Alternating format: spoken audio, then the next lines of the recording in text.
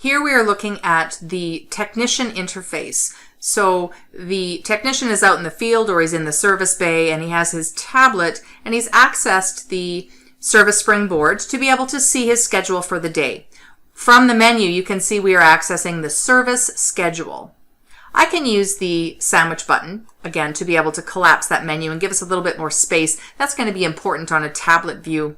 Here we have Glenn's schedule, and we'll scroll down to his second job. And we're going to go ahead and we're going to step into the life of Glenn for a moment, and we're going to edit that job.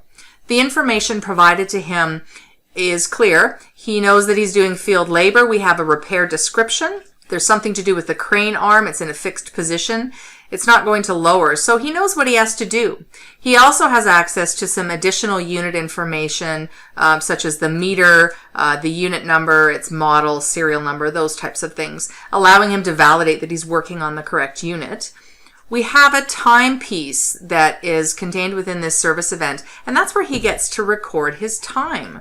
That is a simple click of the button or tap of the button in a tablet interface, and that's going to bring up another screen for him to be able to complete his work.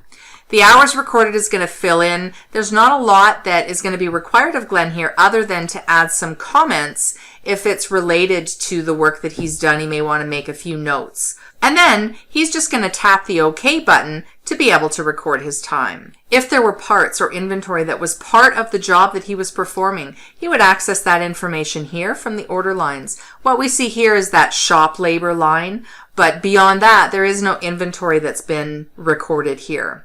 That doesn't mean to say that Glenn, in the course of him doing his work, wouldn't need to add some inventory. And that's just going to be the tap of the new button to be able to bring up that inventory part find, and then Glenn can seek out the item that he needs to add to this order. All of this information, anything that's recorded here by our mechanic Glenn, is all going to be stored with the service order, and it's going to make its way back into System 5. The last thing that Glenn needs to do is to complete this order.